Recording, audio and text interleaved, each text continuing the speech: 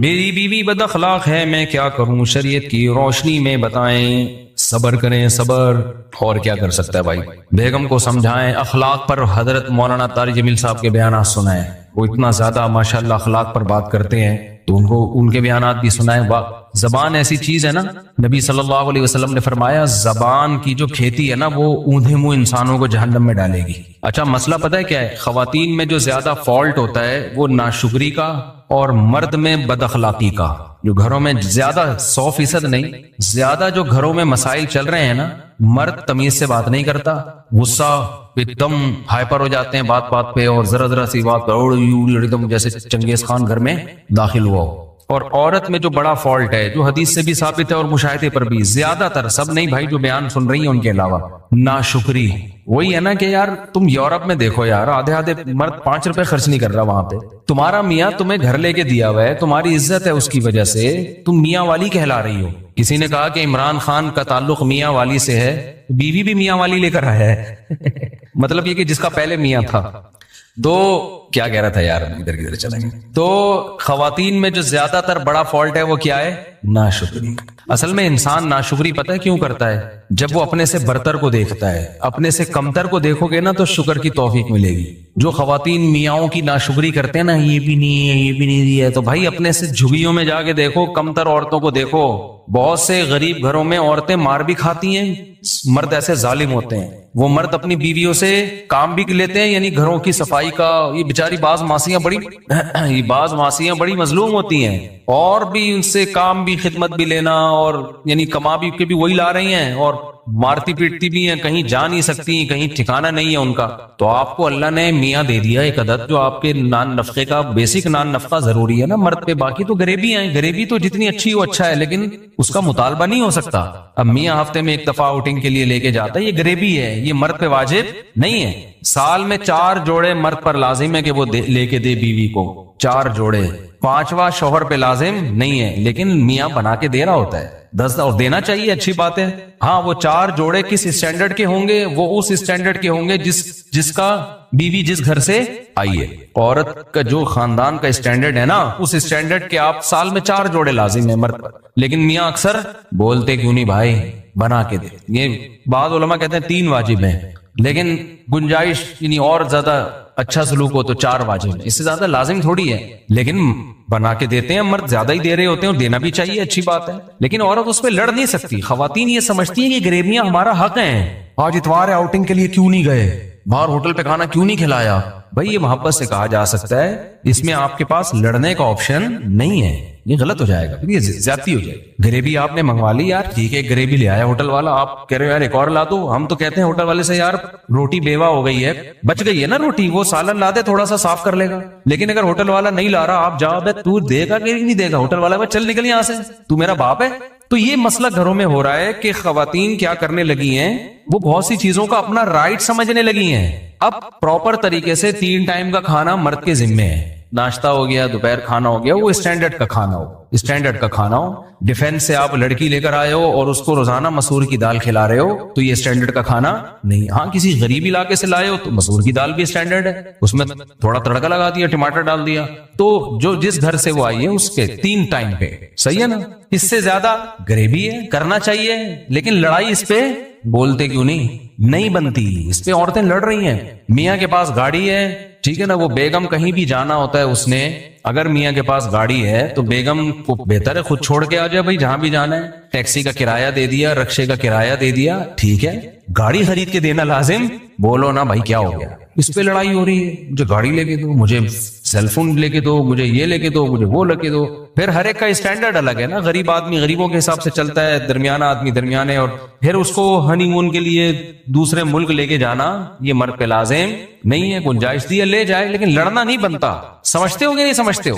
پھر ہر دفعہ بیگم کے گھر، اماں کے گھر جانے کا کرایہ بھی مرد پہ لازم نہیں. بھائی مرد یہ کہہ سکتا ہے مہینے میں ایک دفعہ تم اپنی اماں کے جاؤ گی میرے خرچے پہ، اس کے علاوہ جتنا بھی جاؤ گی اپنے خرچے پہ جاؤ گی، میری جیب میں پیسے نہیں ہیں، اگر ہیں بھی تو نہیں دے رہا میں، یہ بھی کہہ سکتا ہے، ٹھیک ہے نا، ہے تو بہت سارے کاموں کے لیے ہے نا، سارا اسی کام کے لیے تھوڑی ہے۔ ہم تو کہتے ہیں کہ جب بھی جائے تو ہم تو دیتے ہیں، جب بھی گھر والوں نے اماں کے گھر جانا ہوتا ہے خوشی خوشی پیسے دیتے ہیں الحمدللہ ہم تو لیکن میں ایک مثال دے رہا ہوں کہ اگر کوئی نہ دینا چاہے، بولے بھائی میں نہیں دے سکتا، میں مہینے میں ایک دفعہ آپ کو آنے جانے کا کرایہ دوں گا، اس کے علاوہ میں نہیں دوں گا، تو مرد کو یہ حق ہے۔ اب عورت لڑ نہیں سکتی اس پہ، کیونکہ پھر تو لامحدود حقوق کی تو کوئی انتہائی نہیں ہے نا۔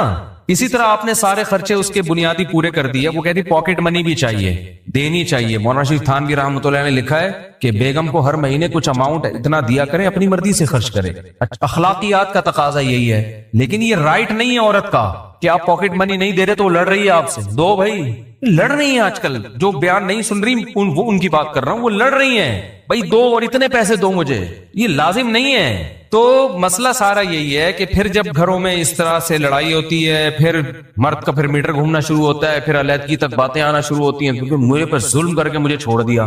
ظلم کیوں کیا؟ وہ تو آپ کے حقوق ہی نہیں ادا کر رہا تھا، پھر تو چھوڑ کے اچھا کیا، صحیح ہے نا۔ اس کا مطلب ہے آپ اس طلاق کو پسند نہیں کرتی، کیونکہ آپ کو پتا ہے کہ جو حقوق مجھے یہاں مل رہے ہیں اس سے علیحدگی کے بعد وہ نہیں ملیں گے۔ تو اس کا مطلب اس کا احسان ہے جو آپ کو اس نے یہ پروٹوکول دیا ہوا ہے، جس کی وجہ سے باقی اونچ نیچ ہر جگہ ہوتی ہے بھائی، اونچ نیچ ہر جگہ ہوتی۔ تو یہ خواتین کا فالٹ ہے، اور نبی صلی اللہ علیہ وسلم نے فرمایا جو عورتیں جہنم میں زیادہ جائیں گی اس کی ایک بڑی وجہ کیا ہے؟ شوہر کی ناشکری۔ تو ناشکری نہ کیا کریں چھوٹی چھوٹی باتوں پر۔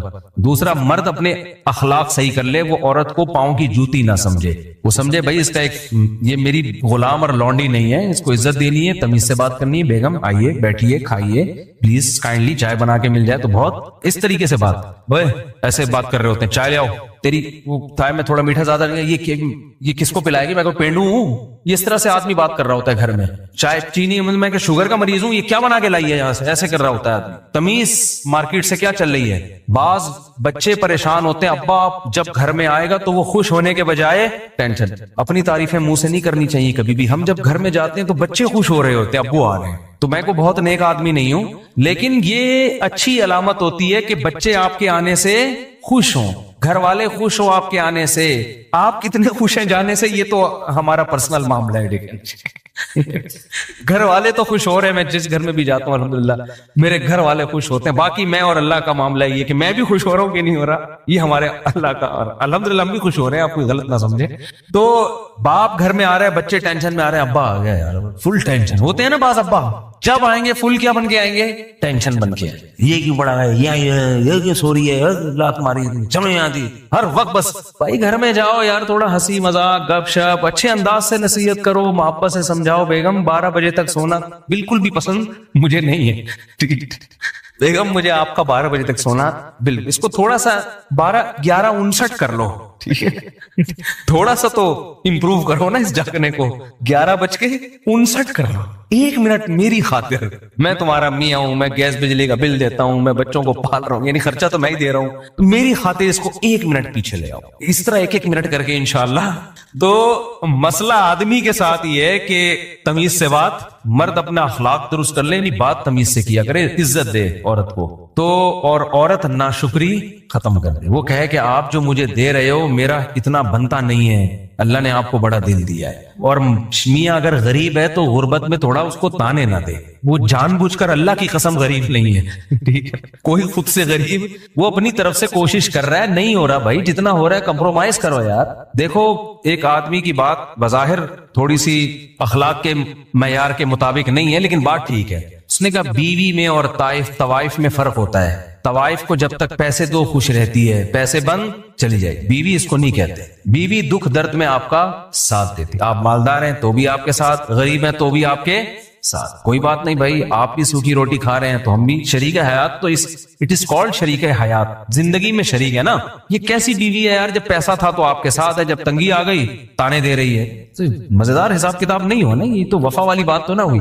جیسے مرد اگر بیوی جب تک خوبصورت ہے, ساتھ ہے, خدا نخواستہ اس کو لقوہ ہو گیا, فالج ہو گیا, تو عزت دار آدمی چھوڑتا تو نہیں ہے نا ایسی عورت کو. ہم نے تو دیکھا عزت دار لوگ خدمت کر رہے ہوتے ہیں, یار اس کو لقوہ ہو گیا, اس کو فالج ہو گیا, اٹھا کے گھوم رہے ہیں اسپتالوں میں, دعائیں مانگ رہے ہیں, امام صاحب سے دعائیں کروا رہے ہیں. تو یہ عزت دار ہونے کی علامت ہے نا بھائی. خوبصورت تھی تو بھی اچھی تھی, اب آڑی ترشی ہو گئی ہے کسی وجہ سے, تو بھی اب کیا ہے بھائی, بیوی ہے بھائی, اب تو وفا کا شریک حیات کا تو مطلب یہ جینا مرنا ایک ساتھ ہے. تو ایسے ہی میاں بھی اگر مالدار تھا تو بھی میاں ہے, غریب ہو گیا تو بھی کیا ہے, میاں ہے, گزارا. جنت جو ہے نا خاندانی لوگوں کو ملے گی, یاد رکھو, غیرت مند لوگوں کو ملے گی, بے غیرتوں کے لیے اللہ نے جنت نہیں بنائی. تو ساری خوشیاں وہاں مل جائیں گی انشاءاللہ. تو یہاں تھوڑا سا کمپرومائز کے حساب سے چلنا پڑتا ہے. غیرت پہ سودے اگر کرنے ہیں تو پھر بھائی چور ڈاکو بن جاؤ یار, کیا خیال ہے, پھر تو چوروں ڈاکوؤں کے بڑے مزے ہوتے ہیں. تو غیرت پہ ہی تو سودا نہیں کرنا نا, تبھی تو انسان اصول اور ضابطوں کے لحاظ سے زندگی گزارتا ہے. میری بیوی بہت بدتمیز ہے, یہ ہو گیا نا, یہ دوسرا ہے. اور دوسری بہت خیال, میری ایک بیوی بہت بدتمیز ہے اور دوسری بہت خیال رکھتی ہے, چاہیے الگ. اب حقوق میں کیا کروں, دونوں کے حقوق تو برابر ہوں گے چاہے دیکھو یہ بڑا فالٹ ہے. مسئلہ یہ کہ آپ کی ایک بیوی بدتمیز ہے, دوسری بدتمیز نہیں ہے, تو عین ممکن ہے جو بدتمیز ہے اس میں کوئی الگ خوبی ہو, تمیز والی میں وہ خوبی نہ ہو. یہ بہت ہوتا ہے, ایسے کیسز ہمارے پاس آئے, بدتمیز تھی چھوڑ دیا, تو وہ دوسری شادی کی, وہ تمیز ہی ہے اس کے پاس, اتنی تمیز ہے باقی کسی کام کی نہیں ہے وہ, ٹھیک ہے نا. ایکسکیوز می کر کے بات شروع کرتی ہے, ایکسکیوز کر کے, باقی وہ خدمت ہی نہیں کر رہی, بچوں کو نہیں. بعض بدتمیز بیوی ہیں, بچوں کو ایسا تمیز سے پالا ہوا ہوتا ہے انہوں نے.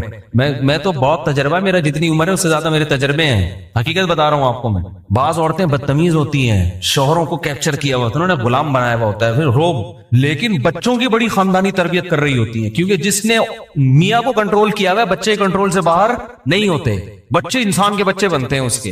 اور بعض بڑی خوش اخلاق, تھینک یو, بچوں کے لیے بھی اتنی پولائٹ ہے کہ بچے چرسی ہیروئنچی بن گئے, وہ بچوں کو ڈانٹتی بھی نہیں ہے. یہ میں مذاق نہیں کر رہا, یہ حقیقت بتا رہا ہوں. تو وہ بدتمیز زیادہ اچھی تھی نا, کم از کم بچے تو صحیح ہو گئے نا اس کے.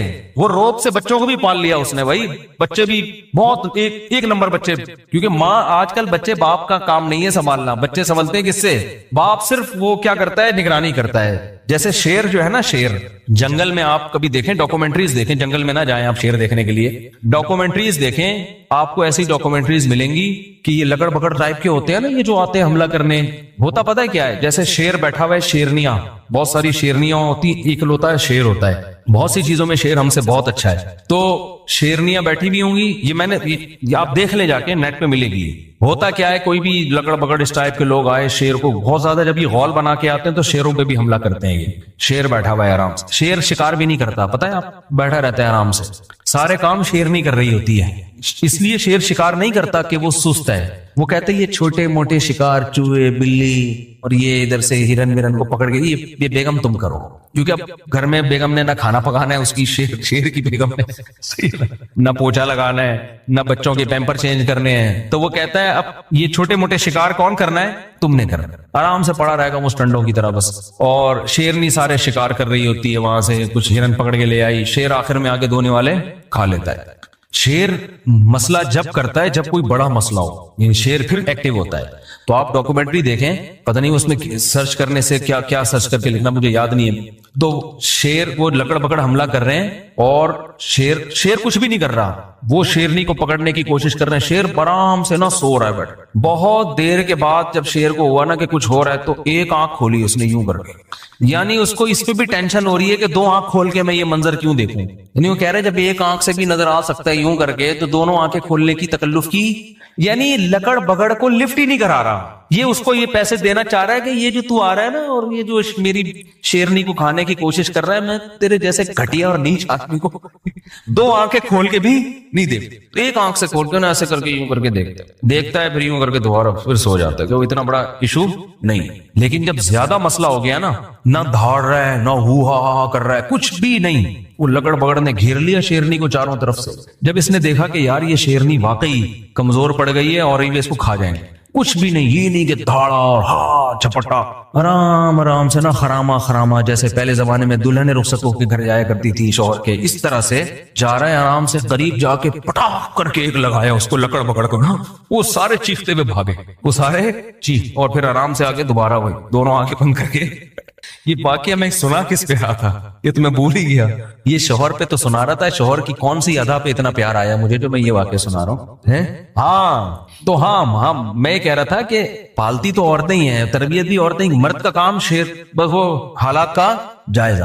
اب اسکول بیچاری ہماری بچوں کی جو مائیں ہیں وہ بچوں کو صبح اسکول بھیج رہی ہوتی ہیں، ناشتہ وہ بنا کے دے رہی ہوتی ہیں، شام کو بچہ ٹائم پہ گھر آیا نہیں گھر آئی، ٹینشنیں کون لیتی ہیں؟ مائیں لیتی ہیں. صحیح پڑھ رہا ہے کہ نہیں پڑھ رہا. مرد ہوتا ہے وہ سارا اوور آل سب کی کیا کر رہا ہے؟ نگرانی. کوئی خدا نخواستہ سٹا تو نہیں لگا رہا ہے. یہ زیادہ بڑا کیس ہوگا تو پھر کس کی عدالت میں آتا ہے؟ مرد کی عدالت میں آتا ہے. بھائی آپ کو پتہ ہی نہیں، آپ کا بچہ تو چرسیوں میں بیٹھ رہا ہے اور میرے سے نہیں سنبھل رہا، پھر آدمی جا کے چترول لگاتا ہے.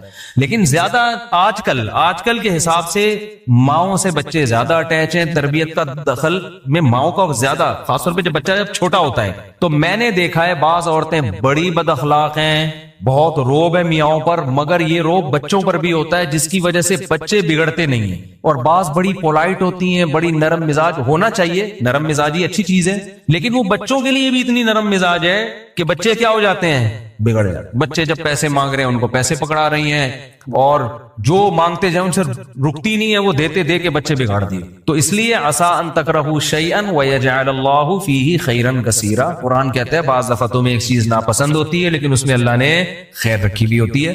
تو آپ کی ایک زوجہ اگر بد اخلاق ہے، ایک خوش اخلاق ہے، تو دونوں کے حقوق بہرحال برابر ہی ہیں، حقوق میں کمی فرق نہیں آئے. میں بتا رہا تھا غیر مسلم اس پہ اعتراض کرے گا، بھائی اتنا پیسہ یار تم خرچ کر کے جاتے ہو، یہ اپنی کنٹری میں لگا دو، یہ بیوہ کو دے دو، یہ فلانے کو دے دو. ہم کہیں گے بھائی پہلے کس کا حق ہے؟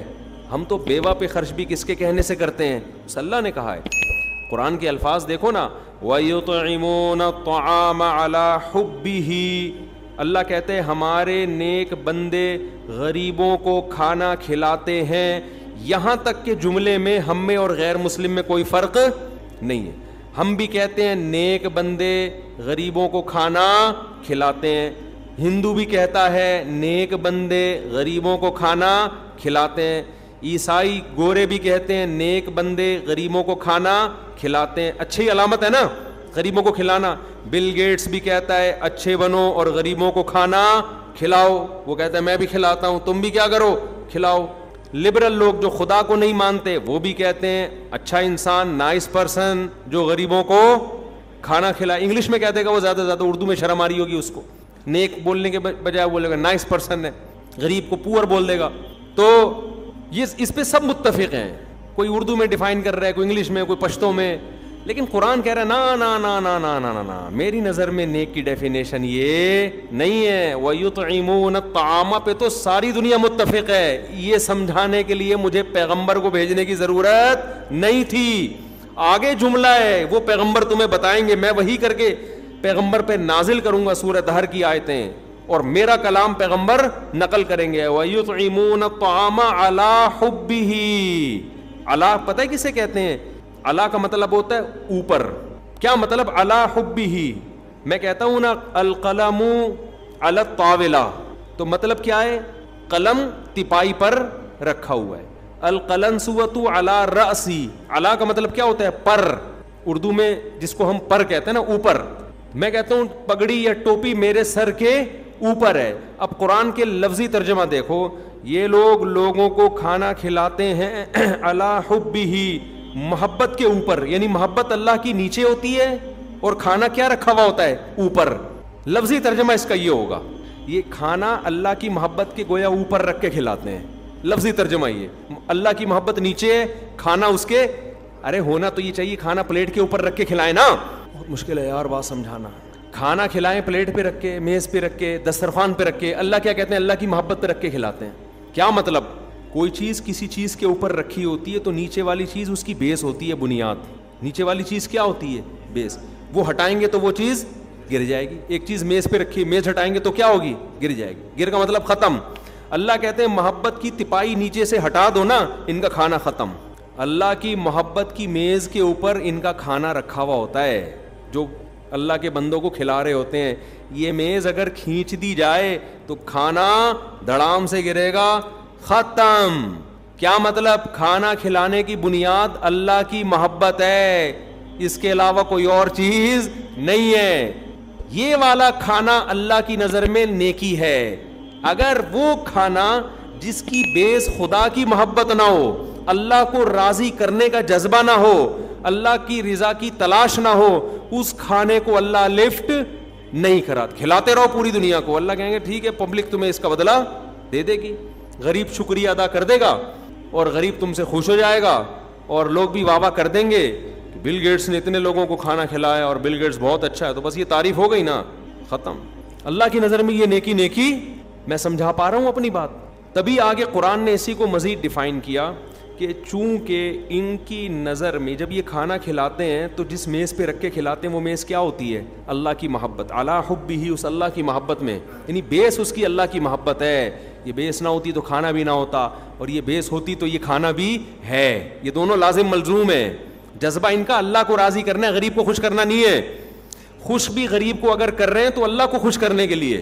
اسی وجہ سے اب قرآن اس کو اور ہائی لائٹ کرتا ہے, اس کو اور ڈیفائن کرتا ہے کہ چونکہ ان کا مقصد اللہ کو خوش کرنا ہے, غریب مقصود نہیں ہے, تو اس لیے یہ غریبوں کو کھانا کھلانے کے دوران ان کو یہ وضاحتی بیان جاری کر رہے ہوتے ہیں, انما نطعمکم لوجہ اللہ, دیکھو ہم تمہیں کھلاتے ہیں اللہ کی خاطر, لا نرید منکم جزاء ولا شکورا, لہذا ہمیں تم سے اس کا بدلہ اور شکریہ نہیں چاہیے.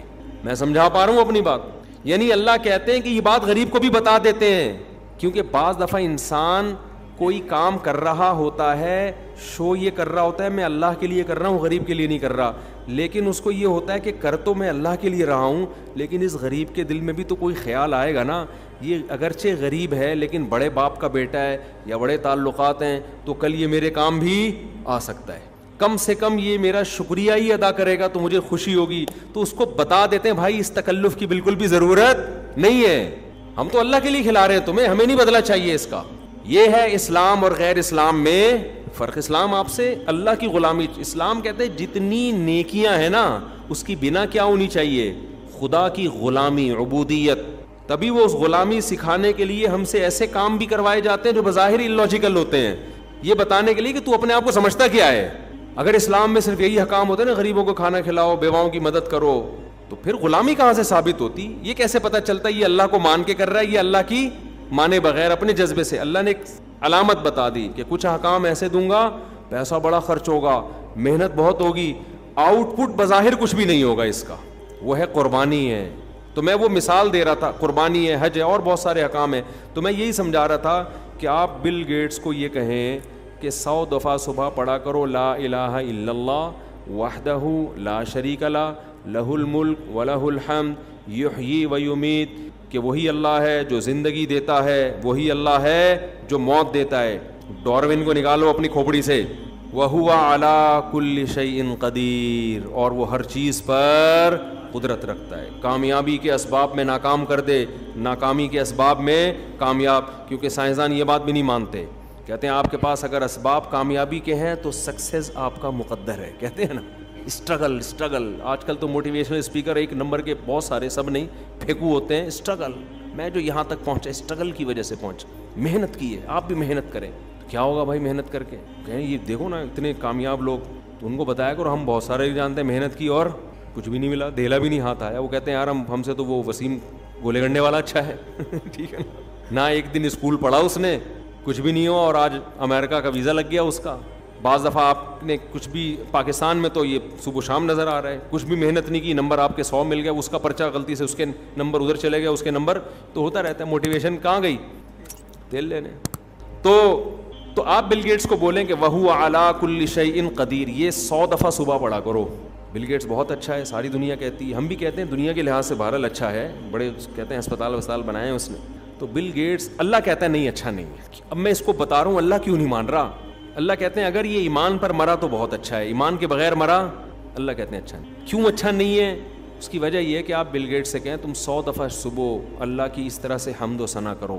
بل گیٹس کہے گا اس سے لوگوں کو کیا فائدہ ہوگا, مجھے وہ کام بتاؤ جس سے میری ذات کو کوئی فائدہ ہو, یا گوگل کا سافٹ ویئر مزید اپڈیٹ ہو جائیں, یہی ہے نا, یا کوئی اس سے میرے جراثیم مر جائیں گے, یا کووڈ دنیا سے ختم ہو جائے گا, یا کچھ نہیں مجھے روحانی سکون ملے گا, کچھ بھی ہو. ہم کہیں گے نہیں اس سے اللہ خوش ہوگا, تو وہ مان لے گا آپ کی بات. کیا کہ بھائی یہ ٹائم ویسٹنگ ہے یار. بیٹھے ہوئے صبح لگے ہوئے لا الہ الا اللہ وحدہ لا شریک لہ الملک ولہ الحمد وہو علی کل شیء قدیر, لا الہ الا اللہ وحدہ لا شریک لہ لہ الملک ولہ الحمد وہو علی کل شیء قدیر 100 دفعہ. ہمارے نبی نے کیا فرمایا, جو یہ تسبیح صبح 100 دفعہ پڑھے گا اتنی نیکیاں اپنے اعمال میں جمع کرے گا کہ اس سے زیادہ نیکیاں اس دن وہی کر سکتا ہے جو اس سے بھی زیادہ دفعہ پڑھ لے. کیوں؟ اس میں آپ اپنے آپ کو بنانے والے کا غلام شو کر رہے ہو اور اپنی زبان سے اس کی وہ تعریفیں کر رہے ہو کہ دنیا میں کسی کے پاس ان تعریفوں کا ٹائم نہیں ہے. دنیا میں آپ کو عمران خان کی تعریفیں کرنے والے بھی ملیں گے, اور دنیا میں آپ کو مسلم لیگ کی تعریف کرنے والے بھی ملیں گے, دنیا میں آپ کو سائنسدانوں کی تعریف کرنے والے بھی ملیں گے, دنیا میں آپ کو فنکاروں اداکاروں کی تعریف کرنے والے بھی ملیں گے, دنیا میں آپ کو گلوکاروں کی آوازوں کی تعریف کرنے والے ملیں گے, دنیا میں آپ کو کھلاڑیوں کی تعریف کرنے والے ملیں گے, کیا کھیلتا ہے یار, کیا آخری بال پہ چھکے مارتا ہے. دنیا میں آپ کو باڈی بلڈروں کی تعریف کرنے والے بھی ملیں گے, یار کیا خوبصورت اسپیڈ بریکر بنائے ہوئے ہیں اس نے اپنی باڈی میں, ہیں بھائی. اور دنیا میں آپ کو فزیکل جو فٹنس کا بڑا خیال کرتے ہیں اور بڑے فٹ ہو جاتے ہیں ان کا بھی, یار اس کی تو کمر ہی مارکیٹ سے کیا ہو گئی ہے, شارٹ ہو گئی ہے. ایک صاحب اتنی کمر پتلی کرنے میں لگے ہوئے, میں نے کہا یار ناڑا باندھنے کی جگہ چھوڑ دینا, ہاں اتنی ٹینشن نہ لو کہ پتہ چلا ناڑا باندھنے کی جگہ ہی نہیں مل رہی, زار بند باندھنے کی جگہ ہی نہیں مل رہی. تو ہر آدمی پر نا ایک خبت سوار ہو جاتا ہے. تو دیکھا ہے ہمارے یہاں نا ہر آدمی پہ جو باڈی بلڈر بن رہا ہے تو ایک صاحب کو میں نے دیکھا 3 گھنٹے جم میں نا ڈنڈ پیل رہے ہیں اور ایسے. میں نے کہا بس کیوں کر رہے ہو یار, یہ جسم بنانا تو کوئی کام نہیں ہوا نا, بنایا جاتا ہے صحت اچھی ہو جائے, آگے کام تو کوئی اور ہے. یہی اسی کو کام بنا لیا, اسی کو کیا بنا لیا, کام بنا لیا. تو خیر وہ تو ایک الگ ٹاپک ہے. تو ہر ایک کی تعریف ہو رہی ہے, اللہ کی تعریف کرنے والے مارکیٹ میں کیا ہیں, شارٹ ہے, وہ نہیں ہے, دل ہی نہیں لگتا. اب آپ کہنا یار یہ تسبیح صبح لے کے بیٹھ جاؤ, یہی بورنگ کام لگتا ہے یار بیٹھے میں, لا الہ الا اللہ وحدہ لا شریک لہ لہ الملک. ہم تو بچپن میں چھوٹے بچے تھے نا, تو جب ہماری مسجد میں آیت کریمہ کا ورد ہوتا تھا, مولوی صاحب اعلان کرتے تھے کراچی کے حالات بہت خراب ہیں, 1.25 لاکھ دفعہ پتہ نہیں 5 لاکھ دفعہ یہ تسبیح پڑھنی ہے, لا الہ الا اللہ لا الہ الا انت سبحانک انی کنت من الظالمین. تمام محلے کے حضرات سے گزارش ہے مسجد میں آ جائیں. اور اس کے بعد بہترین گرم گرم جلیبیاں ملتی تھیں, بڑی گرم گرم. آپ گرم جلیبی کھاؤ نا, بھوک بھی لگ رہی ہے, بڑا مزہ آتا ہے. تو ہم پہنچ جاتے تھے, جلیبیوں کی نیت ہوتی تھی, ہماری بچے تھے اور سارے بچے ہی آئے ہوئے تھے, بڑے بھی نہیں آئے ہوئے, بڑے نہیں آئے ہوئے ہوتے تھے. بڑوں کو تھا ملک کے حالات جتنے مرضی خراب ہو جائیں کون جائے گا بھائی, اتنے 1.25 لاکھ 5 لاکھ مکمل کرنا آسان تو نہیں ہے. تو ہمارے سامنے وہ دانے رکھے ہوئے ہوتے تھے اس کے کھجور کے, تو بھائی یہ 5 لاکھ دانے مثلاً یہ کمپلیٹ کرنے, تو ہم لوگ ایسے کر رہے تھے, لا الہ الا انت سبحانک انی کنت من الظالمین. ایک دانہ اٹھایا اگلے کی جیب میں پھینک دیا نا, کھیل بھی چل رہا ہے. ایک لا الہ الا انت سبحانک انی کنت من الظالمین, پھر ایسے گھننے بن گئے. وہ اس کو لگا کس نے مارا ہے بے, اچھا یہ تسبیح بھی, کیونکہ مولوی صاحب نگرانی کر رہے ہوتے تھے نا کہ یہ تسبیح چل بھی رہی ہے کہ نہیں. اچھا اتنا ہمیں ڈر ہوتا تھا کہ یار یہ تسبیح صحیح ختم کرنے ہیں تاکہ جلیبی حلال ہو جائے. ہمارا یہ کانسیپٹ تھا کہ اگر تسبیح نہیں پڑھی تو جلیبی نہ حرام ہو جائے کہیں. تو پڑھ رہے ہوتے تھے, ایک طرف اتنے نیک, ورنہ کوئی منہ آ کے تھوڑی دیکھتا ہے, اور دوسری طرف شرارتیں بھی چل رہی ہیں, لا الہ الا انت سبحانک انی کنت من الظالمین. اس کے ناک پہ مارا, وہ دیکھ رہا ہے کس نے مارا بے, وہ اس کو لڑ رہا ہے. پھر ہم نے کسی کو یوں کہا اس کی جیب نظر آ رہی ہے تو جیب میں پھینک دیا. ایسے شرارتیں بھی چل رہی ہیں, وہ ختم ہوتے تھے, پھر جلیبی کھاتے ہوئے گھر آ جاتے تھے. تو ہم تو بچے تھے. آج کسی بڑے کو بٹھاؤ ذکر کرو تو اس کی کیفیت بھی یہی ہوتی. بلکہ اب تو وظیفے جو پڑھ رہے ہیں نا صبح شام, اس میں بھی جلیبیاں ہی چاہیے. جلیبی کی شکل بدل گئی ہے. آپ کسی کو مسجد میں دیکھیں نا تسبیح لے کے بیٹھا ہوا ہے, لا الہ الا اللہ, سمجھ لو اس کی سیٹنگ چل رہی ہے, کامیاب نہیں ہو رہی. کسی پیر نے وظیفہ بتایا یہ 100 دفعہ صبح 100 دفعہ شام پڑھ لے تیری شادی ہو جائے گی. ہمارے محلے میں یہاں مسجد میں ایک صاحب تھے, نوجوان آ کے بیٹھا کرتا تھا. 2 بندے میں نے پکڑے ہیں. ایک 11 بجے سے آ کے یہاں تسبیح شروع کر دیتا تھا, ظہر میں 2 گھنٹہ پہلے, جمعے سے 2 گھنٹہ پہلے تلاوت تسبیح. میں نے کہا یار ہم خام میں بدگمان ہوتے ہیں, دیکھو جمعے میں 2 گھنٹہ پہلے آتا ہے, کتنا نیک, ماشاء اللہ بڑا نیک آدمی نا. اور نوجوان, حالانکہ لوگ پب جی میں لگے ہوئے ہیں, جمعہ پڑھتے ہیں بالکل اینڈ میں آتے ہیں لوگ جمعے میں. حدیث میں تو آتا ہے جلدی آؤ نا جمعے میں, جتنی جلدی آؤ گے اتنا ثواب ہے. تبھی ہم نے اہل اللہ کو دیکھا ہے جمعے میں بہت پہلے سے جا کے بیٹھ جاتے ہیں. وہ نہا دھو کے آئیں گے, تلاوت کریں گے, ذکر کریں گے, درود شریف پڑھیں گے, دعا مانگیں گے, پھر جمعہ پڑھ کے گھر جائیں گے سنتیں پڑھ کے. تو یہ ایک ہی بندہ نظر آ رہا تھا ہمیں مسجد میں, نوجوان. ہم نے کہا بہت نیک ہے. تو موبائل ایک مہنگا چوری ہو گیا کسی کا, تو کیمرے سے دیکھا تو وہی تھا. چور کون تھا؟ وہی تھا. وہ اسی چکر میں آ رہا تھا کہ یار ذرا اعتماد بحال کرو اور پھر چونا لگا کے نکل لو. ایک یہ. ایک اور میں نے دیکھا بہت نیک آدمی, ایسا نہیں ہے کہ نیک ختم ہو گئے ہیں, کہیں آپ دیکھیں کوئی ذکر کے لیے بیٹھا ہوا ہے تو آپ سمجھیں یہ بھی اب چونا لگائے گا. نیک لوگ دنیا سے ختم نہیں ہوئے, لیکن جو میں اپنے تجربے بتا رہا ہوں. ایک اور نیک آدمی وہاں بیٹھا کرتا تھا, ادھر اللہ اللہ کر رہا ہوتا تھا نا, بہت ذکر تسبیح دعائیں. میں نے کہا بیٹا یہ پہنچنے والا ہے سیدھ جنت میں. تو مجھے یہ لگا کہ یہ پاگل نہ ہو جائے نا, اتنا زیادہ بھی نہیں کرنا چاہیے نا کہ آدمی کا دماغ ہی خراب ہو جائے. ایک دن اٹھ کے میرے پاس آیا, میں نے کہا آپ ماشاء اللہ اتنا ذکر کرتے ہیں, خیریت ہے؟ کہہ رہے ہیں مجھے کسی نے وظیفہ بتایا ہے, میری جگہ شادی نہیں ہو رہی, لڑکی کے ابا نہیں مان رہے, تو مجھے کسی نے بتایا کہ یہ پڑھ لو. میں نے کہا ابا پھر بھی نہیں مانے گا, یہ دماغ میں رکھو. میں نے کہا ابا نے خود پتہ نہیں کتنے پڑھے ہوں گے اپنی شادی سے پہلے. ٹھیک ہے, میں نے کہا یہ ہم سے ہم زیادہ تجربے کار کون ہوگا, ہم نے اتنی شادیاں کی ہیں, کتنی جگہ ٹرائی کی ہوگی نا ہم نے. یہ تھوڑی کہ جہاں ٹرائی کی وہاں ہو گئی, ایسا ہی ہو رہا ہوتا تو ہم, میں نے کہا ہم آپ 5 لاکھ ہم 10 لاکھ دفعہ پڑھ رہے ہوتے بیٹھ کے. یہ شادی تو ایسی چیز ہے, قسمت کا کھیل ہے بھائی, جہاں قسمت ہوگی وہیں ہوگی, نہ نہیں ہے ایڑی چوٹی کا زور لگا لو, نہیں ناممکن ہے. تجربوں کے بعد بتا رہا ہوں آپ کو, ٹھیک ہے, اور میرے تجربے ہیں, آپ کا صرف تجربہ ہوگا. میں واحد اس پاکستان میں کم از کم وہ آدمی ہوں جو متعدد بار دولہا بننے کا اعزاز مجھے حاصل. کل مجھے کسی نے ولیمے کی دعوت دی کہ فلاں فلاں بھی آ رہے ہیں, آپ ضرور آئیں. میں نے کہا یار میں ولیمے سے تھک گیا ہوں نا, ولیموں سے. میں نے کہا اپنے ولیمے اتنی دفعہ اٹینڈ کر چکا ہوں, پھر دوسروں کے بھی ولیمے, اور اپنے ولیموں کے سائڈ افیکٹ بھی دیکھ چکا ہوں بہت سارے. خیر, تو آپ اس کو بولیں یہ, یا لبرل لوگوں کو بولیں نا, تو سب سے بورنگ کام ان کو کیا لگے گا؟ ہاں میں کہہ رہا تھا کوئی وظیفہ بتا دے نا, جن بھگانے کے لیے, چڑیل بھگانے کے لیے, کاروبار میں برکت کے لیے. وہ تو 3 بجے بھی رات کو تہجد میں اٹھنا پڑے, اٹھ کے بیٹھے ہوئے ہوں گے خشوع و خضوع کے ساتھ. ایسے ذکر کرنے والے جن کا مقصد صرف اور صرف اللہ کو راضی کرنا. وہ تسبیح لے کے بیٹھا ہو, اللہ اللہ کر رہا ہو, کیوں کر رہا ہے یار؟ اللہ کا حکم ہے یار. اللہ کہتا ہے ساری دنیا کی تعریف کرتی ہے, مجھے لوگ بھول گئے ہیں, میری تعریف کرنے والا کوئی نہیں. اور اللہ یہ بھی بتاتا ہے کہ مجھے تمہاری تعریف کی بالکل بھی ضرورت نہیں ہے, میں تمہاری زبان سے اپنی تعریف تمہارے فائدے کے لیے کرواتا ہوں, مجھے بالکل ضرورت نہیں ہے. اللہ جو بندے کی زبان سے اپنی تعریف سن کے خوش ہوتے ہیں نا, اس خوشی وہ ہماری خوشی جیسی نہیں ہے. دیکھو میرے سامنے جب کوئی میری تعریف کرے گا, میں خوش ہوں گا. کیوں ہوں گا؟ میں سمجھوں گا یار اب پبلک میں میری ویلیو بڑھ رہی ہے اور مجھے نقصان کا خطرہ کم ہے, میرے دشمن کم ہو رہے ہیں, تعریف کرنے والے زیادہ ہو رہے ہیں. اللہ جب اپنی تعریف سن کے خوش ہوتا ہے نا, وہ اس لیے خوش ہوتا ہے کہ میرے بندوں میں نیکی کا رجحان بڑھ رہا ہے, یہ اپنے پیدا کرنے والے کو پہچانتے ہیں, یہ شیطان کے منہ میں خاک ڈال رہے ہیں. کیونکہ اللہ بھی چاہتا ہے کہ بندے جہنم سے بچے, کہاں جائیں؟ جنت میں. لیکن اس کے لیے اللہ نے ایک پروسیس رکھا ہے. چاہت اللہ کی یہی ہے کہ سارے جنت میں چلے جائیں, قانون یہ ہے کہ جو اس پروسیس سے گزر کے آئے گا اس کو بھیجوں گا. تو اس لیے اللہ پھر خوش ہوتا ہے کہ چلو یہ جنت, کیونکہ اللہ کو مخلوق سے محبت ہے نا, تو اللہ چاہتے ہیں اچھے کام کریں تاکہ میں ان کو بخشوں اور ان کے عمل سے ان کو کئی گنا زیادہ دوں میں. تو آپ لبرل لوگوں کو, ایتھیس لوگوں کو, ایجوکیٹڈ لوگ جو دین سے دور ہیں, آپ ان کو بولو یار یہ صبح لا الہ الا اللہ 100 دفعہ پڑھ لو, موت آئے گی. ایک تو ہوتا ہے نا سستی کی وجہ سے نہ پڑھنا, وہ تو کسی پہ بھی سستی غالب ہو سکتی ہے. ایک ہوتا ہے کہ ان کو وحشت ہوتی ہے اللہ کا نام لیتے ہوئے, بورنگ کام لگتا ہے یار, یہ کیا فضول, عقلی لحاظ سے غلط لگتا ہے کہ یار یہ ٹائم ویسٹنگ ہے.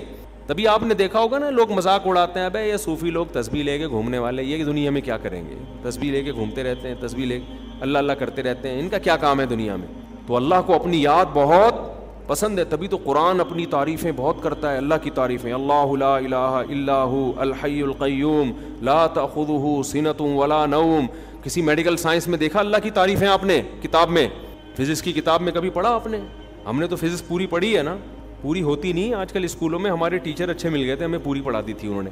A to Z کہیں بھی اللہ کا نام نہیں ہے. میڈیکل سائنس کی کتاب میں بنی ہوئی چیزوں کا تذکرہ ہے, بنانے والے کے ذکر سے خالی. تو چونکہ اللہ کو پتا تھا یہ ہر چیز یاد رکھیں گے, بنانے والے کو بھول جائیں گے, اس لیے اللہ نے اس کلمے کی فضیلت بڑھا دی. جو صبح کے وقت لا الہ الا اللہ وحدہ لا شریک لہ, صبح کا ٹائم کیوں رکھا؟ اس میں انسان کا دماغ فریش ہوتا ہے. ایسا نہ ہو کہ جب بالکل تھکے ہارے ہو تو ٹائم پاس کرنے کے لیے میرا ذکر کر دو, وہ بھی ٹھیک ہے.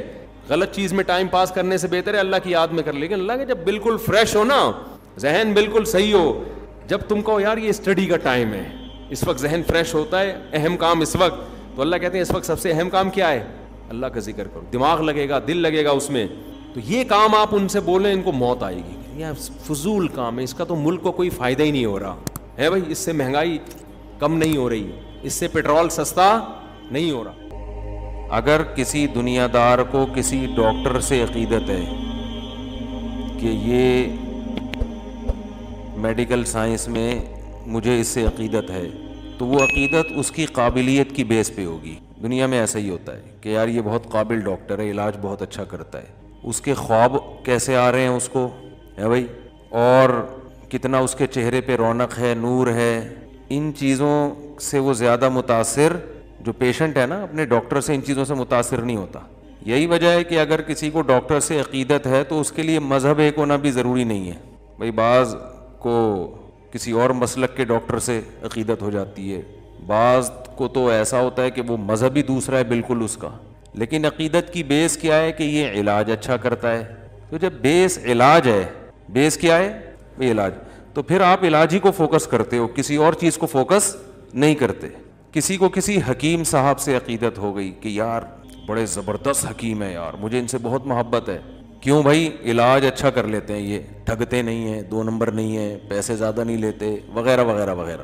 تو عجیب بات ہے کہ دنیا کے معاملے میں تو ہم سب کا اصول یہ ہے کہ جس بیس پہ عقیدت ہے, جب تک وہ بیس اس میں ہوگی تو عقیدت بحال رہے گی, وہ بیس ہی ختم تو عقیدت بھی ختم. لیکن دنیا دین کے معاملے میں عجیب ہی الٹا سیٹ اپ چل رہا ہے. آپ کو کسی بزرگ سے عقیدت ہے, بھائی عقیدت کیا ہے؟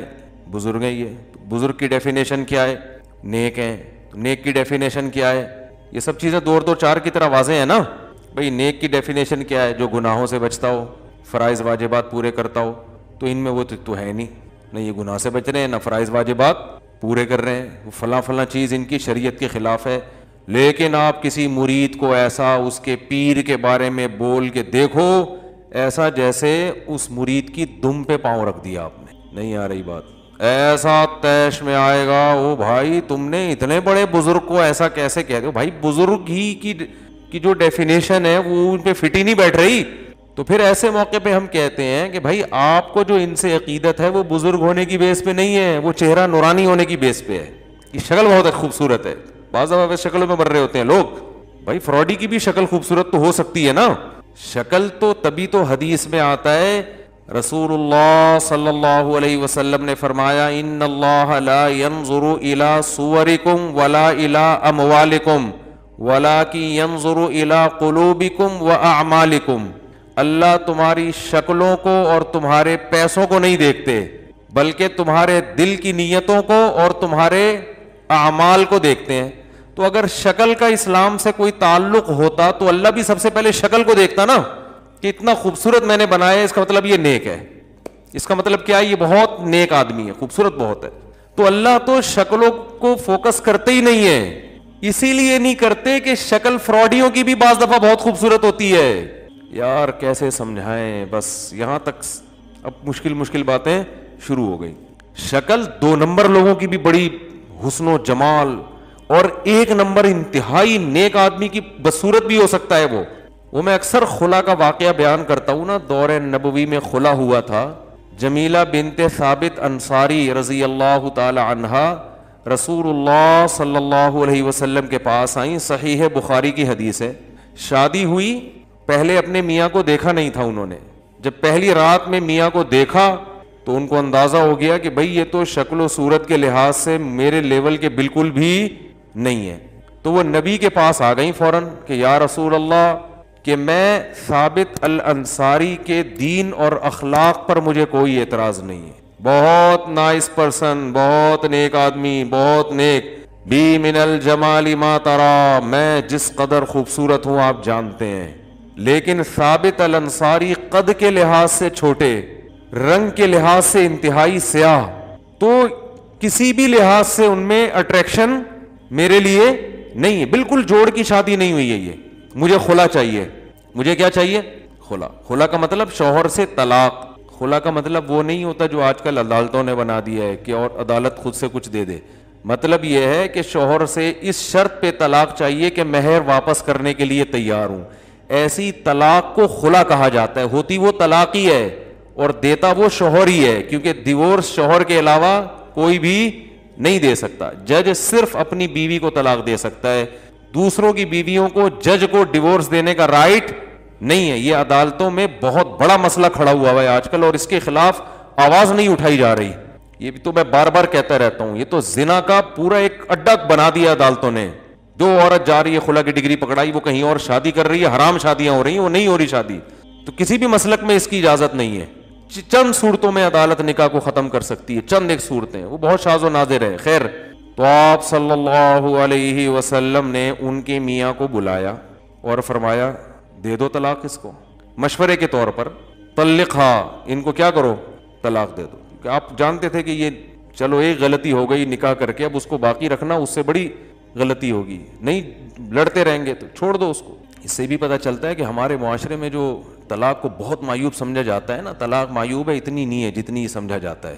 نہیں, یہ سر پٹول رہے ہیں تو چھوڑو یار, تمیز سے علیحدگی اختیار کر دو, اتنا زیادہ نہیں. ہندوؤں کی طرح نہیں ہے کہ آسمانوں پہ جوڑے بنتے ہیں تو وہ ایلفی سے چپک گئے ہیں. اب حقیقت ہے, یہ تو ہندو عیسائیوں کی باتیں ہیں جو گراؤنڈ ریئلٹی سے ہٹ کر ہوتی ہیں, کہ جوڑے آسمانوں پہ بنتے ہیں, وہ بن گئے. جوڑے آسمانوں پہ بنتے ہیں, ٹوٹتے بھی آسمانوں پہ ہی ہیں. وہ ٹوٹنا بھی آسمان پہ ہی لکھا ہوا ہوتا ہے کہ یہ نہیں چلیں گے تو چلو بھائی تمیز سے الگ ہو جاؤ. ایسا نہ ہو جا کے بلا وجہ الگ ہو جائیں. یعنی ایک حد ہوتی ہے برداشت کی, کیا ہوتی ہے, ایک حد ہوتی ہے. میرے سامنے ایک دفعہ ایک میاں بیوی کا کیس آیا, تو وہ کیس میں یہ نوعیت تھی کہ بہت زیادہ ان کے پھڈے ہو رہے تھے نا. خیر, ہم نے سلو صفائی کرا دی, میرے ساتھ کوئی پینل بھی تھا علماء کا, تو ہمیں اندازہ ہوا کہ یہاں غلطی بیوی کی ہے, عورت کی غلطی ہے. وہ بہت شرارتیں کر رہی تھی, بعض دفعہ مرد کی غلطی ہوتی ہے, بعض دفعہ عورت کی. یہاں اس کیس میں عورت کی غلطی تھی, بہت شرارت کر رہی تھی. تو جب ان کا صلح ہوا نا, تو پھر صلح میں یہ طے ہوا کہ اب یہ جیسی بھی ہے, جس طرح بھی ہے, شوہر کو برداشت کرنا پڑے گا. یعنی آئندہ یہ کبھی بھی زندگی میں ڈیورس نہیں دے گا. اس شرط پہ ہم لڑکی کو بھیج رہے ہیں. لڑکی والوں نے کہا کہ جو ہے جیسی ہے برداشت کرنا پڑے گا.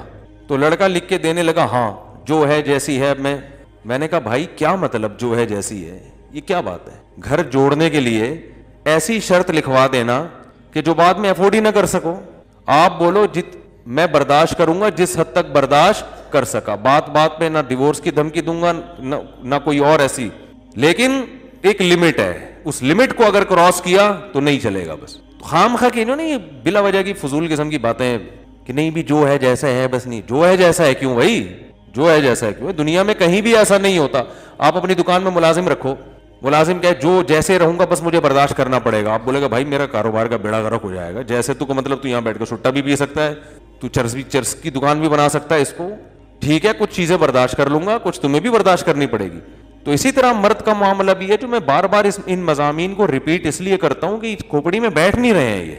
تو اسی طرح شوہر بھی برا ہے, ہم عورتوں کو کہتے ہیں برداشت کرو, لیکن اس کی بھی کیا ہے, یہ نہیں کہ جتنا بھی برا ہو بس گھر جوڑنا ہے. اصل میں تو گھر محبتی سے چلتے ہیں, ایک دوسرے کو جب تک برداشت نہیں کرو گے تو گھر نہیں چلتے. ٹھیک ہے برداشت نہیں کرو گے نہیں چلتے, لیکن برداشت کی بھی ایک لمٹ ہے. کیوں برداشت کریں حد سے زیادہ, کیوں برداشت کریں بھائی, کیوں شادی ہم نے برداشت کرنے کے لیے تھوڑی کی ہے, سکون کے لیے کی ہے نا. تو ٹھیک ہے اس سکون میں کچھ چیزیں, ہر دنیا کی ہر نعمت میں کچھ فالٹ بھی ہوتے ہیں, لیکن ہر چیز کی یہ کیا ہوتی ہے, حد ہوتی ہے. اس حد سے آگے میں تو کم از کم برداشت نہیں کر سکوں گا بھائی, جو میں دوسروں کو کیا ایسی ترغیب دوں.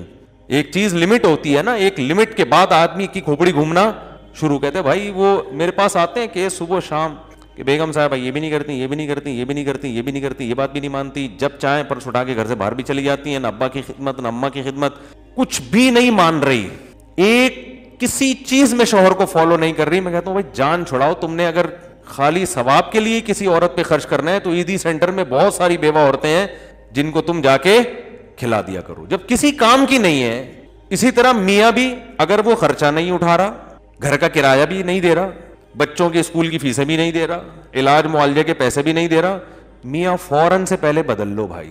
ہم تو یہی کہتے ہیں لوگوں کو, ایسے میاں کی اطاعت کر کے خامخواہ میں اگر ثواب ہی حاصل کرنا ہے تو اتنی خدمت اپنے ابا کی کر کے, وہ بھی تو ثواب ہے نا. رہنے تو نہیں سمجھ میں آ رہا تو رہنے دو. تو خامخواہ میں پھلترو کی طرح ایک بندے کا نام اپنے ساتھ لگانے کا, جب وہ کوئی سرے سے کوئی حقوق ہی ادا نہیں کر رہا ہے تو پھلترو کی طرح نہیں چیزیں چپک جاتی ہیں آپ کے ساتھ. دیکھا ہوگا نا پھلترو, پتہ ہے کسے کہتے ہیں؟ بعض دفعہ یہ ہوتا ہے, اب تو یہ چیزیں ختم, بچپن میں چیزیں نظر آتی تھیں, جیسے سردیوں میں نا چیزیں چپک جاتی ہیں, تو اون جو سویٹر بن رہی ہوتی تھی نا خواتین گھر میں, تو بعض دفعہ اون چپک گیا کپڑے سے, اب وہ دھاگے کی طرح جا رہا ہے آدمی, یوں کر رہا ہے تو شلوار سے چپک گیا, ادھر سے ہٹا رہا ہے اس والے پہ چپک گیا, تو اکثر وہ قمیص کے پیچھے چپکتا تھا, وہ نظر نہیں آتا تھا پھر, تو وہ چپکا رہ جاتا تھا. تو لوگ کہتے تھے کیا یار پھلترو لگا لیے ساتھ میں, جہاں جا رہے ساتھ ساتھ یہ. تو ایسے ہی بعض عورتوں نے پھلترو کی طرح میاں کو اپنے ساتھ چپکایا ہوا ہے, وہ ایک حق بھی کم وقت ادا کرنے کے لیے تیار نہیں ہے. تو بعض نے پھلترو کی طرح بیگم کو چپکایا ہوا, بعض نے پھلترو کی طرح. تو ایک حد ہے برداشت کی بھی. اس کے بعد پھر قرآن کیا کہتا ہے, تمیز سے علیحدگی. تو مجھے ڈر یہ لگتا ہے ایسی باتوں سے خام خامے کی علیحدگیاں نہ شروع ہو جائیں, یہ بھی بہت ڈر لگ رہا ہوتا ہے. سائڈ افیکٹ بھی بہت ہوتے ہیں اس طرح برملا بات کرنے کے. لوگ بلا وجہ زندگی گزار رہے ہوتے ہیں, برداشت کر کے خام خامے علیحدہ نہ ہو جائیں.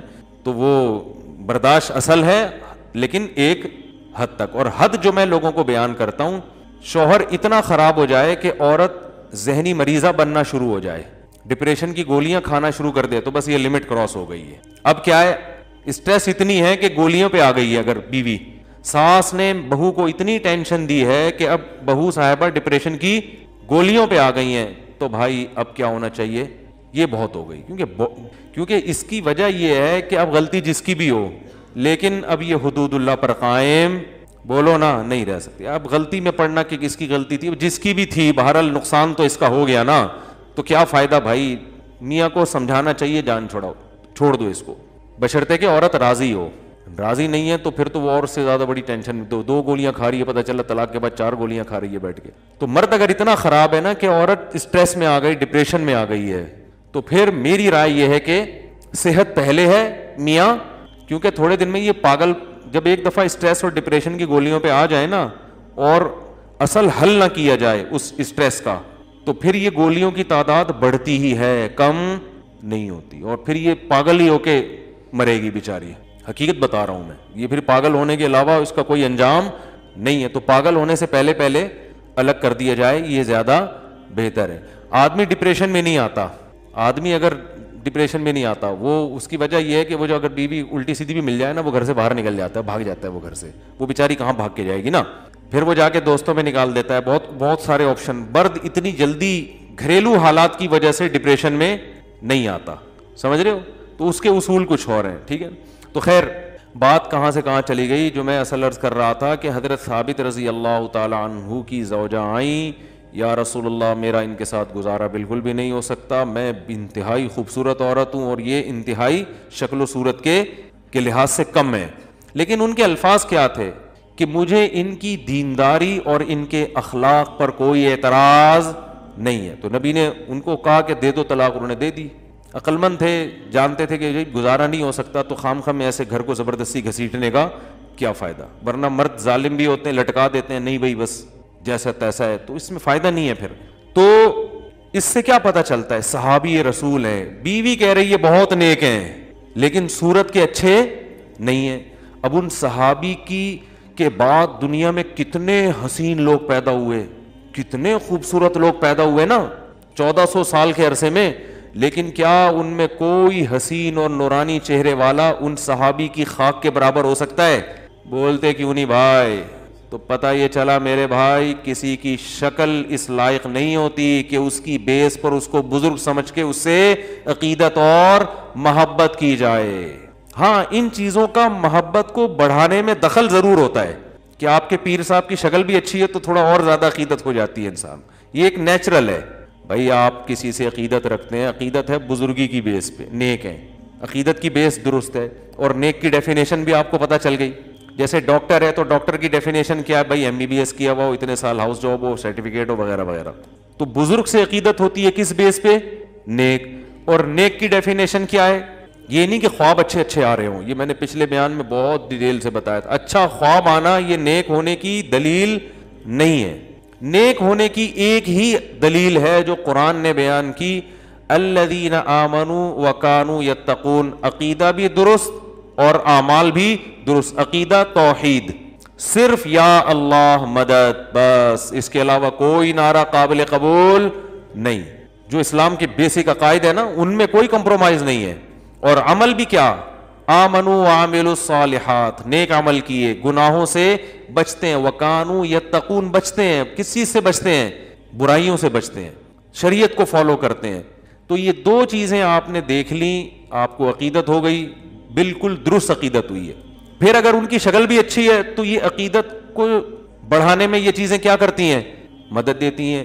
یہی وجہ ہے کہ جتنے پیغمبر دنیا میں آئے سارے خوبصورت تھے, اللہ نے کسی پیغمبر کو بدصورت نہیں بنایا. وجہ کیا تھی کہ خوبصورتی کی وجہ سے نا قوم ان کی طرف مائل ہو, ان کی بات کو ذرا زیادہ شوق سے سنے گی, عقیدت میں یہ چیز اضافے کا ذریعہ بنے گی. اس لیے جتنے پیغمبر آئے صحت مند, خوبصورت, خاندان بہت اچھے ان کے. تو یہ اللہ کی ایک رحمت تھی کہ تاکہ لوگ بعض مرتبہ صورت کی بیس پہ بھی کسی کے قریب آنے سے کتراتے ہیں, لیکن اللہ نے کیا کیا, تمام پیغمبروں کو خوبصورت بنایا. تو کسی عالم, کسی بزرگ کو اللہ نے اگر خوبصورت بنایا ہے تو یہ اللہ کی ایک نعمت ہے. اس نعمت کا جائز فائدہ اٹھانا چاہیے. جائز فائدہ یہ بھئی آپ دین کا کام کریں تو لوگ آپ کے علم اور آپ کے تقوی کی بیس پر آپ کے قریب آئیں گے, اور صورت اس عقیدت کو بڑھانے میں مدد دے گی. اور یہ ڈاکٹروں کے ساتھ بھی ہوتا ہے, حکیموں کے ساتھ بھی ہوتا ہے. خوبصورت حکیم سے علاج کرانے کا زیادہ دل کرتا ہے انسان کا. جو باریک باریک ہوتے ہیں نا, ایکس رے رپورٹ ان کی نظر آ رہی ہے, حالانکہ ماہر ہوتے ہیں, لیکن آدمی کا فطری طور پر کہتا ہے یار وہ زیادہ ماہر ہے, وہ جو دوسرا ہے نا. یہ انسانی نیچر ہے. ڈاکٹر بھی اگر خوبصورت ہوگا تو ویسے انسان اس کی طرف, یہ انسان کی نیچر ہے, جو چیز بھی اچھی لگتی ہے انسان اس کی طرف مائل ہوتا ہے. تو اس میں کوئی حرج نہیں ہے, لیکن بیس کیا ہے, بیس پہ سمجھوتا اور کمپرومائز نہیں ہوتا. ڈاکٹر سے عقیدت میڈیکل سائنس کی بیس پہ, تو پہلے اس میں مہارت ہو, باقی چیزیں بعد کی ہیں. نہیں آ رہی سمجھ میں بات. اور اگر ایک ڈاکٹر اپنے فن میں ماہر ہے, شکل کا اچھا نہیں ہے, دوسرا شکل کا اچھا ہے فن میں ماہر نہیں ہے, پھر شکل کے اچھے والے سے علاج کرانا یہ حماقت اور بے وقوفی ہے. تو اسی لیے یاد رکھو کہ کوئی بزرگ شکل کے اچھے نہیں ہیں لیکن اعمال اور تقوی میں اچھے ہیں, اور ایک بزرگ شکل کے اچھے ہیں لیکن تقوی اس لیول کا نہیں ہے. پھر بھی آپ کو اچھی شکل والے سے عقیدت ہو رہی ہے, اس سے نہیں ہو رہی, تو اس کا مطلب اس عقیدت کی بیس تقوی نہیں ہے, اس کی بیس کیا ہے, شکل ہے. پھر آپ میں فالٹ ہے.